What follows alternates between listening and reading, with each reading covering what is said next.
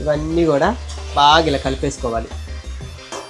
మనం మూత పెట్టి ఒక 15 నిమిషాలు అందులోనే బాగా వాటర్ వచ్చి అందులో బాగా బాయిల్ అయిపోతుంది, బాగా ఉడికేస్తుంది అనమాట. ఆ తర్వాత మిగతా ప్రాసెస్ ఏముంటుంది, రైస్ వేసేయడం అనమాట. చూద్దాం. ఒక 15 నిమిషాలు బాగా కుకింగ్ అయిన తర్వాత మళ్ళీ నేను చూపిస్తాను. సో అండి, మరి చికెన్ అయితే చూసారా ఫుల్గా బాయిల్డ్ అయిపోయింది. చికెన్ ఉడుకుతున్నప్పుడే మంచి స్మెల్ వస్తుంది అనమాట.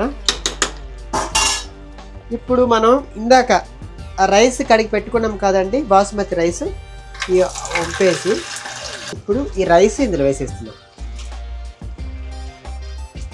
మనం ఇప్పుడు ఏ గ్లాస్తో అయితే రైస్ తీసుకున్నామో, యాక్చువల్లీ 2 గ్లాస్ తీసుకున్నానండి. ఈ 2 గ్లాసులకి బేసిక్గా గ్లాసుకి 2 గ్లాసులు వాటర్ పోయాలి, కానీ బాస్మతి రైస్ కాబట్టి గ్లాసు నరే పోస్తున్నా, ఎందుకంటే చికెన్లో కూడా వాటర్ ఉంటుంది కాబట్టి.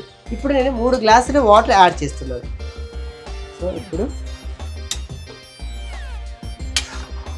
మనం ఇప్పుడైతే బాస్మతి రైస్ యాడ్ చేసామండి. వాటర్ కూడా 3 గ్లాసులు వాటర్ పోసేసాను. బాస్మతి రైస్ వేసిన తర్వాత ఎక్కువ గంటి పెట్టి కలపొద్దు, లేదా రైస్ విరిగిపోతుంది అనమాట. ఇప్పుడు మనం ఏం చేస్తామంటే ఒక్కసారి సాల్ట్ చూసుకొని, ఎగ్జాక్ట్లీగా సరిపోయిందండి. ఇప్పుడు ఏంటంటే ఇందులో ఒక లెమన్ పిండేస్తున్నాను. లెమన్ అయిపోయింది కదండి. ఇప్పుడు మనం ఏం చేస్తామంటే నెయ్యి యాడ్ చేస్తున్నాం. నెయ్యి వచ్చేసి ఒక 2 స్పూన్స్ అండి. ఇప్పుడు కుక్కర్ మూత పెట్టాలి.